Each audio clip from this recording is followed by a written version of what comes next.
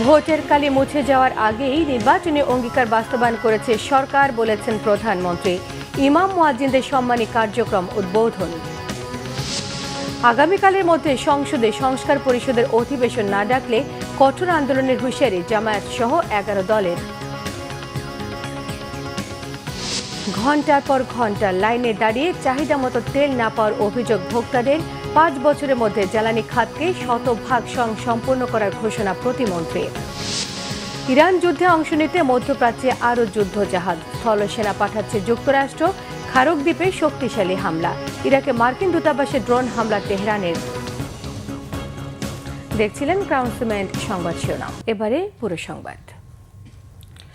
ইমাম মুয়াজ্জিন সহ বিভিন্ন ধর্মীয় প্রতিষ্ঠানে কর্মরতদের সম্মানী ভাতা কার্যক্রমের উদ্বোধন করেছেন প্রধানমন্ত্রী তারেক রহমান।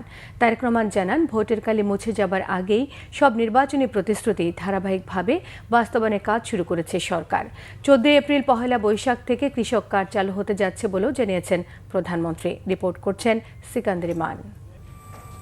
রাজধানীর ওসমানী স্মৃতি মিলনায়তনে ইমাম মুয়াজ্জিন সহ বিভিন্ন ধর্মীয় প্রতিষ্ঠানের কর্মরতদের সম্মানী ভাতা কার্যক্রমের উদ্বোধন করেছেন প্রধানমন্ত্রী তারেক রহমান। ইমাম মুয়াজ্জিনের পাশাপাশি খাদেম, পুরোহিত, সেবায়ত, বিহার অধ্যক্ষ ও উপাধ্যক্ষের সম্মানী প্রদান করা হবে।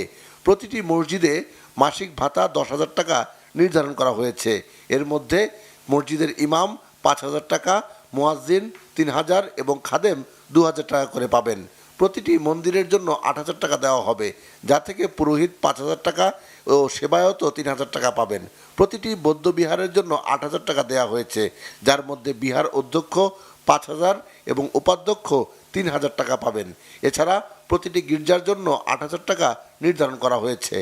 সমাজের বিভিন্ন শ্রেণী পেশার মানুষ যারা অর্থনৈতিকভাবে পিছিয়ে রয়েছেন, তাদের জন্য আর্থিক সহায়তা কিংবা কর্মসংস্থান সৃষ্টির মাধ্যমে আর্থিক বৈষম্য দূর করে সবাই মিলে ভালো থাকার কথা জানান প্রধানমন্ত্রী। আল্লাহর রহমতে বিএনপি সরকার গঠনের পর ভোটের কালি নখ থেকে মোচনের আগেই আমরা আমাদের সকল প্রতিশ্রুতি ধারাবাহিকভাবে বাস্তবায়নের কাজ শুরু করেছি। আলহামদুলিল্লাহ, এর জন্য আমি আল্লাহর দরবারে লাখো শুকরিয়া আদায় করি। যে দেশের নাগরিকদেরকে যদি দুর্বল করে রাখা হয়, তাহলে রাষ্ট্র কখনোই শক্তিশালী হতে পারে না। এবং সেই জন্যই আমাদের ইচ্ছা, আমাদের দর্শন, আমাদের পরিকল্পনা বাংলাদেশের নাগরিকদেরকে আমরা রাজনৈতিক এবং অর্থনৈতিকভাবে ধীরে ধীরে শক্তিশালীভাবে গড়ে তুলতে চাই। কৃষক কার্ড এবং খাল খনন কর্মসূচি নিয়েও কথা বলেন সরকার প্রধান। অর্থনৈতিকভাবে পিছিয়ে পড়া নারী সমাজের জন্য আমরা ইতিমধ্যেই ফ্যামিলি কার্ড চালু করেছি। পর্যায়ক্রমিকভাবে এই কার্ড সারা বাংলাদেশে 4 কোটি পরিবারের নারী প্রধান তারা প্রত্যেকে ইনশাল্লাহ পাবেন। আগামী 14 এপ্রিল তথা পয়লা বৈশাখ থেকে আমরা ইনশাল্লাহ ফার্মার্স কার্ড বা কৃষক কার্ডের পাইলট প্রজেক্ট চালু করব। ইনশাল্লাহ আগামী 16ই মার্চ দিনাজপুর থেকে শুরু হচ্ছে আমাদের খাল খনন কর্মসূচি। কেউ যেন বিরোধ সৃষ্টি করতে না পারে। মুসলমান, হিন্দু, বৌদ্ধ, খ্রিস্টান, বিশ্বাসী, অবিশ্বাসী কিংবা সংশয়বাদী সবাই মিলে ভালো থাকার কথা জানান প্রধানমন্ত্রী। সবার জন্য একটি নিরাপদ রাষ্ট্র ও সমাজ প্রতিষ্ঠার কথাও জানান তারেক রহমান। সিকান্দার রেমান, বাংলা ভিশন, ঢাকা। আগামীকালের মধ্যে সংসদে সংস্কার পরিষদের অধিবেশন না ডাকলে কঠোর আন্দোলনে নামার হুঁশিয়ারি দিয়েছে জামায়াত সহ 11 দল। জামায়াতের কেন্দ্রীয় কার্যালয়ে 11 দলের লিয়াজু কমিটির জরুরি বৈঠক শেষে জোটের এই সিদ্ধান্তের কথা জানান দলটির সহকারী সেক্রেটারি জেনারেল হামিদুর রহমান আজাদ। বলেন, সংস্কার পরিষদের শপথ না নিয়ে জাতিসংঘে বিশ্বাসঘাতকতা করেছে বিএনপি। স্বৈরাচারের দোসরকে সংসদে ভাষণ দিতে দিয়ে সংসদকে কলুষিত করেছে বিএনপি, অভিযোগ এই জামায়াত নেতার। তিনি আরো বলেছেন, নিজেদের দলীয় প্রশাসক নিয়োগ দেওয়ার মধ্য দিয়ে সিটি নির্বাচনেও ইঞ্জিনিয়ারিং করার পায়তারা করছে বিএনপি। আমরা একটা সিদ্ধান্ত নিয়েছি, জুলাই সনদ বাস্তবায়নের জন্য যদি দ্রুত ব্যবস্থা না নেওয়া হয়, অর্থাৎ আগামীকালের মধ্যে যদি উদ্যোগ গ্রহণ না করা হয়, জনগণকে সাথে নিয়ে জনগণের সম্মান মর্যাদা আকাঙ্ক্ষা সমুন্নত রাখার জন্যেই আমরা রাজপথের আন্দোলনে যেতে বাধ্য হব এবং খুব সহসাই শীর্ষ নেতৃবৃন্দের বৈঠক দেখে আমরা সেই আন্দোলনের কর্মসূচি ঘোষণা করব। মধ্যপ্রাচ্যের যুদ্ধ পরিস্থিতির উত্তাপ ছড়িয়েছে দেশের জ্বালানি তেলের বাজারে। রেশনিং পদ্ধতিতে তেল বিপণিতে ভোগান্তি বেড়েছে সাধারণ মানুষের। পরিস্থিতি সামাল দিতে তেল বিক্রি সীমা নির্ধারণ করে দিলেও কাটেনি সংকট, উল্টো তৈরি হয়েছে জটিলতা। রিপোর্ট করছেন মেজবা রহমান। শনিবার ঢাকার বিভিন্ন প্রান্তে বাইক প্রতি 2 litre, ride sharing pass, private কারে 10, মাইক্রোবাসে 25 লিটার পর্যন্ত তেল দেয়া হচ্ছে। তেল কিনতে সকাল থেকে পাম্পগুলোতে ভিড় জমিয়েছেন গ্রাহকরা। ঘন্টার পর ঘন্টা লাইনে দাঁড়িয়ে তেল পেলেও তা চাহিদা মাপক নয় বলে অভিযোগ ভোক্তাদের। তেল নেওয়ার জন্য গেছিলাম, ভিতরে এত সিরিয়াল, আমি ভয় আসিয়ে পড়ছি। আলটিমেটলি ওয়ার্কিং আওয়ার তো ওয়েস্ট হচ্ছে, এটা হচ্ছে সবচেয়ে বড়। তার কারণ হচ্ছে আমার প্রপারলি যে জায়গায় থাকার কথা আমি তো যেতে পারতেছি না। এখন তো সব জায়গায় সংকট চলতেছে, সংকটে তো সবাইকে আসলে মিতব্যয়ী হইতে হবে। প্রাইভেট কার চালকদের অভিযোগ, ঈদ যাত্রায় এত স্বল্প তেলে রীতিমতো ভোগান্তিতে আছেন তারা। এর পেছনে পাম্প কর্মকর্তাদের সিন্ডিকেটের অভিযোগও তাদের। তেলের কারণে এক এক ড্রাইভার 4 ঘন্টা 5 ঘন্টা ঘুমাইতে পারে না, কিভাবে গাড়ি চালাবে? এরা তো অ্যাক্সিডেন্ট করবে রাস্তায়। আমাদের প্রত্যেকটা গাড়িতে 40 লিটার তেল ফুল দিয়ে যাক, মানুষ তো বাড়ি যাবে, ঈদ করবে না। সবার তো ফ্যামিলি নিয়ে ঈদ করার শখ আছে না, তেলের কোনো সংকট নাই, তেল ভরপুর আছে, কিন্তু এরা চুরির জন্য এগুলো করতেছে। গতদিন আসছিলাম, আপনার 10 লিটার দিছে, এর বেশি দেয় নাই। দেখা গেল আপনার এখান থেকে উত্তরা গেলেই তো মনে করেন আসতে যাইতে যে জ্যাম, রাস্তাঘাটে যে অবস্থা, 5 লিটার এখানেই চলে যায়। তবে পর্যাপ্ত তেল মজুদ থাকলেও ভোক্তাদের বিরুদ্ধে চাহিদার অতিরিক্ত তেল সরবরাহের অভিযোগ পাম্প সংশ্লিষ্টদের। ভিড়টা আছে, তবে মানুষের মধ্যে যে প্যানিক ভাবটা ছিল সেটা ওই গত পরশুদিন যে সার্কুলারটা হইলো 5 লিটার তেল দেওয়ার পর থেকে বাইকারদের মধ্যে অনেকটা রিল্যাক্স ভাব চলে আসছে। আর গাড়ির ক্ষেত্রে বলবো ওনারাও তেল পাচ্ছে, আমাদের এখানে এই পাম্পে পর্যাপ্ত পরিমাণ তেল আছে। এদিকে ভোক্তা পর্যায়ে চাহিদা বাড়লেও ডিপো থেকে পেট্রোল, অকটেন, ডিজেল মিলছে না বলে দাবি পাম্প কর্মকর্তাদের। রেশনিং সিস্টেম করে রাখছে, আমাদেরকে দিতেছে না। আমাদের পে অর্ডারও দেওয়া আছে তাদের কাছে, বা আমাদের ট্যাঙ্ক লরির কাছে দেওয়া আছে, কিন্তু দিতেছে না। ঈদকে সহজ করতে রেশনিং এর বদলে চাহিদা মাফিক তেল সরবরাহের দাবি ভোক্তা ও পাম্প মালিকদের। মেজবা রহমান, বাংলাভিশন, ঢাকা। জ্বালানি ও খনিজ সম্পদ প্রতিমন্ত্রী অনিন্দ্য ইসলাম অমিত জানিয়েছেন, দেশের আমদানি নির্ভর জ্বালানি খাতকে আগামী 5 বছরের মধ্যে 100% স্বয়ংসম্পূর্ণ এবং স্বনির্ভর করা হবে। শনিবার দুপুরে কুমিল্লার মুরাদনগরে শ্রীকাইল গ্যাস ফিল্ডের 5 নম্বর কূপের আবিষ্কৃত গ্যাস জাতীয় গ্রিডে সরবরাহের উদ্বোধন শেষে এসব কথা জানিয়েছেন তিনি। অনিন্দ্য ইসলাম জানিয়েছেন, আমদানি নির্ভর জ্বালানি খাতকে প্রাকৃতিকভাবে স্বনির্ভর করতে বর্তমান সরকার বদ্ধপরিকর এবং সে লক্ষ্যে কাজ শুরু করা হয়েছে। প্রতিমন্ত্রী জানান, মধ্যপ্রাচ্যে চলমান অস্থিরতার কারণে পুরো বিশ্বে যখন জ্বালানি সংকটে, তখন মুরাদনগরের শ্রীকাইল গ্যাস ফিল্ডের 5 নম্বর কূপের এই গ্যাস জাতীয় গ্রিডে যুক্ত হওয়া অনেক বড় স্বস্তির খবর। এই কূপ থেকে 10 বছর পর্যন্ত প্রতিদিন 8 থেকে 10 মিলিয়ন ঘনফুট গ্যাস জাতীয় গ্রিডে যুক্ত হবে। এর মাধ্যমে সরকারের 6,000 কোটি টাকা সাশ্রয়ী হবে। গণতান্ত্রিক সরকারের দায়িত্ব গ্রহণের পর 180 দিনের মধ্যে 82 ঘনফুট গ্যাস উৎপাদনের যে পরিকল্পনা, সেটি বাস্তবায়ন সম্ভব বলেও জানিয়েছেন প্রতিমন্ত্রী। ঈদ যাত্রা নির্বিঘ্ন করতে পর্যাপ্ত জ্বালানি সরবরাহ করার কথা জানিয়েছেন প্রতিমন্ত্রী। বর্তমানের গণতান্ত্রিক সরকার, জনগণের ভোটে নির্বাচিত সরকার স্বয়ং সম্পূর্ণ করতে চায়। অর্থাৎ সৃষ্টিকর্তা আমাদের জমিনের নিচে আমাদের যে সম্পদ দিয়েছেন, আমাদের বাংলাদেশি প্রকৌশলী কর্মকর্তা কর্মচারীদের মেধা এবং যোগ্যতা এবং দক্ষতার যথাযথ ব্যবহারের মাধ্যমে আমরা জ্বালানি খাতে স্বয়ংসম্পূর্ণতা অর্জন করতে চাই। ঈদযাত্রায় সকাল থেকে ট্রেন বিলম্ব হচ্ছে। পবিত্র ঈদ উল ফিতর উপলক্ষে বাড়ি ফেরা মানুষের ঈদযাত্রার দ্বিতীয় দিন আজ। প্রিয়জনদের সঙ্গে ঈদের আনন্দ ভাগাভাগি করতে ইতিমধ্যে অনেকেই ঢাকা ছেড়ে গেছেন। নির্ধারিত সময়ের আগে স্টেশনে আসছেন সাধারণ যাত্রীরা। রিপোর্ট করছেন আরেফিন শাওন। পরিবার স্বজনদের সাথে ঈদ আনন্দ ভাগাভাগি করতে নারীর টানে ঢাকা ছাড়ছে সাধারণ মানুষ। আসন্ন ঈদ উল ফিতর উপলক্ষে 10 দিন পূর্বে টিকিট কেটে এ যাত্রায় অংশ নিয়েছেন যাত্রীরা। তবে আংশিক স্বপ্ন বাড়ি যাচ্ছে। জীবিকার টানে পরিবারের কর্তা ব্যক্তিরা ঢাকা থাকলেও পরিবারের অন্য সদস্যদের এগিয়ে দিতে এসেছে তারা। এখনো ছুটি নিন, আমার পরিবারকে আমি দিতে আসছি, মূলত পরিবারের সবাই যাবে, আমি আরো 2 দিন পরে সরাসরি যাবো আর কি। বাড়ি ঈদের উপলক্ষেই যাচ্ছি, তারপরে একটু পারিবারিকভাবে একটু কাজ ছিল, এই জন্য আগে যাচ্ছি। আলহামদুলিল্লাহ অনেক ভালো লাগতেছে। আমরা গ্রামের বাড়িতে যাচ্ছি।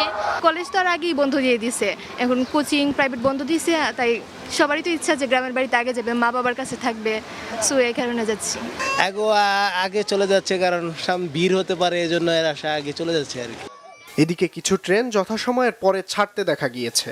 একটু হতাশ, আজকে ট্রেন 7:40 আমাদের, কিন্তু এখন 7:20 বাজে, এখনো ট্রেন আসা নাই। তো সরকারের কাছে অনুরোধ থাকবে ট্রেন শিডিউলগুলো যেন ঠিক থাকে। ভালোই বিলম্ব হয়েছে, 45-এর ট্রেন 8:04 বাজে এখনো ছাড়ে নাই, আর সুন্দরবন এক্সপ্রেস 8টার ট্রেন যেটা ছেড়ে দিয়েছে মেবি।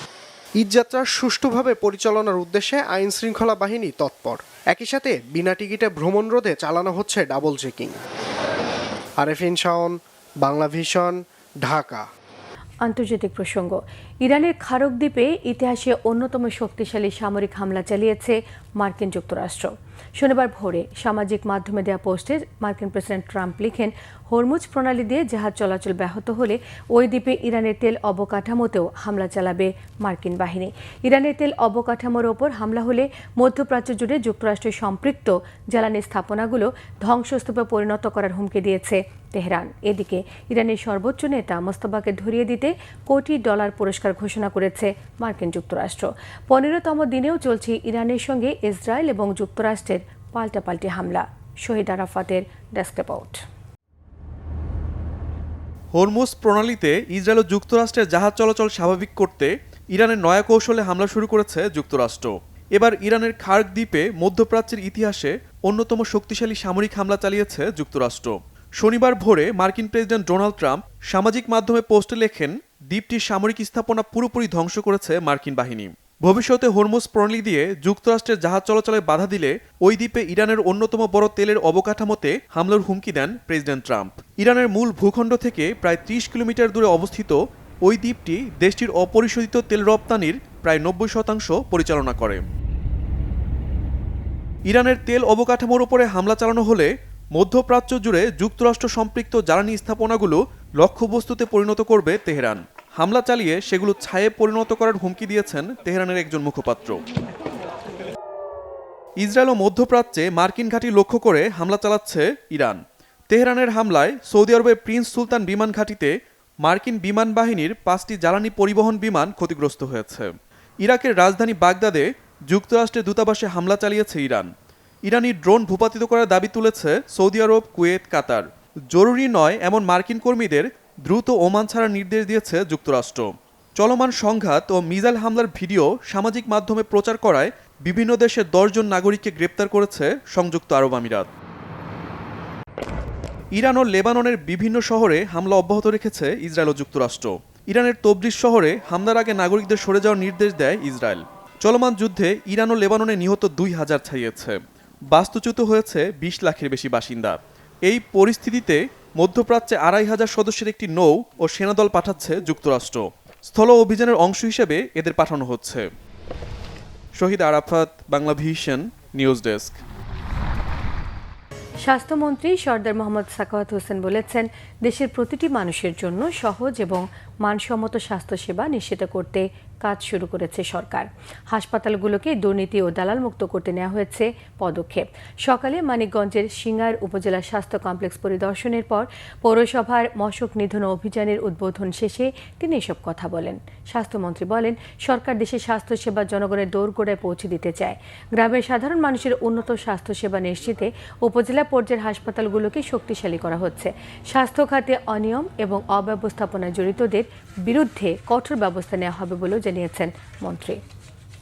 আমাদের তো এমনিতে জনসংখ্যার অনুপাতে আমাদের ডাক্তারের সংখ্যা কম, ফেসিলিটি অপ্রতুল। সেখানে যদি অ্যাপয়েন্টমেন্ট দেওয়ার পর ডাক্তার চলে যায় যে কারো কারণে, তাহলে মানুষ সেবা পাবে কোথায়? কাজে ওই জিনিসগুলি সরেজমিনে দেখার জন্যই ভিজিট মূলত। জনগণ যাতে বিনা হয়রানিতে চিকিৎসা পায়, ঘরের দরজায় যেন জনগণ চিকিৎসাটা পায়, আমরা সেইভাবে চিকিৎসার সেবাটাকে জনগণের কাছে নিয়ে যেতে চাই।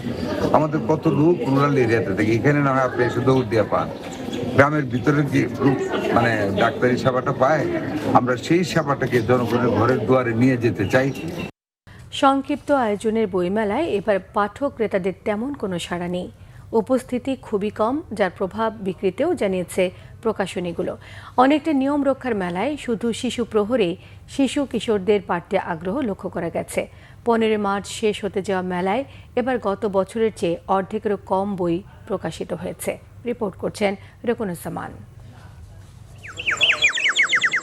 শেষ দিকে এসেও জমেনি এবার সংক্ষিপ্ত আয়োজনের বইমেলা। পাঠক ক্রেতাদের উপস্থিতি লক্ষ্য করা যায়নি যেমন, তেমনি প্রকাশকদের কণ্ঠেও হতাশার সুর।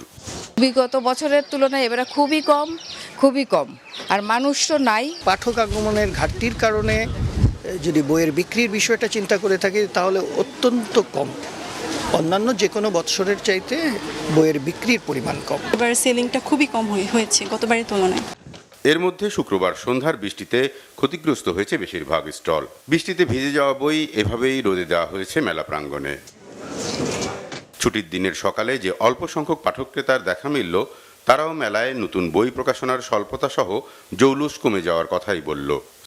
এবার বইমেলাটা নিয়ে একটু অনিশ্চয়তা ছিল, প্রথম থেকেই বারবার ডেট চেঞ্জ হয়েছে, সেক্ষেত্রে প্রকাশকরাও একটু বিভ্রান্তের মধ্যে ছিল। তারপরেও যাই হোক অনেক বই আসছে এবং যা দেখলাম পত্রপত্রিকায় এর মধ্যে সম্ভবত কবিতার বই বেশি আসছে, যদিও এবার ক্রেতার সংখ্যা ওইরকম তুলনামূলকভাবে কম। আমরা যারা বই প্রেমী আছি সবাই অপেক্ষা করি কবে ফেব্রুয়ারি মাস আসবে, আমরা বই মেলায় আসবো, আমাদের পছন্দের বইগুলো কিনবো। আমি অনেক বই কিনেছি, অনেক লেখকদের সাথেও নতুন নতুন লেখকদের সাথে পরিচয় হচ্ছে, পরিচিত হতে পারছি। তারপর বই তাদেরও কেনা হচ্ছে, আমি বই পড়ছি, আসলে সবাই খুব ভালো লেখে। তবে শিশুদের কর্নার শুধু ব্যতিক্রম। শিশু কিশোরদের ভিড় পাপেট শো, বায়োস্কোপ থেকে তাদের প্রকাশনাগুলোতেও। বাবার সাথে মেলায় এসে বায়োস্কোপ দেখেছি, আর আমি ভূতের গল্প আর ডাইনোসরের বই দেখেছি। বইমেলা এবার উৎসবে পরিণত হয়নি পাঠক, লেখক আর প্রকাশকদের মিলন মেলায়। এই হতাশা নিয়েই বিদায়ের বাঁশি বাজছে সরোয়ার্দী উদ্যানে। রকুনুজ্জামান, বাংলা ভিশন, ঢাকা। সংবাদ শেষ করব ক্রাউন সিমেন্ট শিরোনামগুলো আরও একবার জানিয়ে দিয়ে। ভোটের কালি মুছে যাওয়ার আগেই নির্বাচনী অঙ্গীকার বাস্তবায়ন করেছে সরকার, বলেছেন প্রধানমন্ত্রী। ইমাম মুয়াজ্জিনদের সম্মানী কার্যক্রম উদ্বোধন। আগামীকালের মধ্যে সংসদ সংস্কার পরিষদের অধিবেশন না ডাকতে কঠোর আন্দোলনের হুঁশিয়ারি জামায়াত সহ 11 দলের। ঘণ্টার পর ঘণ্টা লাইনে দাঁড়িয়ে চাহিদা মতো তেল না পাওয়ার অভিযোগ ভোক্তাদের। 5 বছরের মধ্যে জ্বালানি খাতকে 100% স্বয়ংসম্পূর্ণ করার ঘোষণা প্রতিমন্ত্রীর। ইরান যুদ্ধে অংশ নিতে মধ্যপ্রাচ্যে আরও যুদ্ধজাহাজ, স্থলসেনা পাঠাচ্ছে মার্কিন যুক্তরাষ্ট্র। খার্ক দ্বীপে শক্তিশালী হামলা। ইরাকে মার্কিন দূতাবাসে ড্রোন হামলা তেহরানের। এই ছিল এখনকার মতো, পরের সংবাদ বিকেল 4টায়। 3টায় রয়েছে নিউজ টপ 10 দেখার আমন্ত্রণ রইল। এছাড়া বাংলা ভিশন সংবাদ ও সংবাদ সংশ্লিষ্ট অনুষ্ঠান দেখতে ভিজিট করুন www.bbnews24.com, facebook.com/banglavishnnews, সাবস্ক্রাইব করুন youtube.com/banglavishnnews। এর সঙ্গে থাকায় সবাইকে ধন্যবাদ।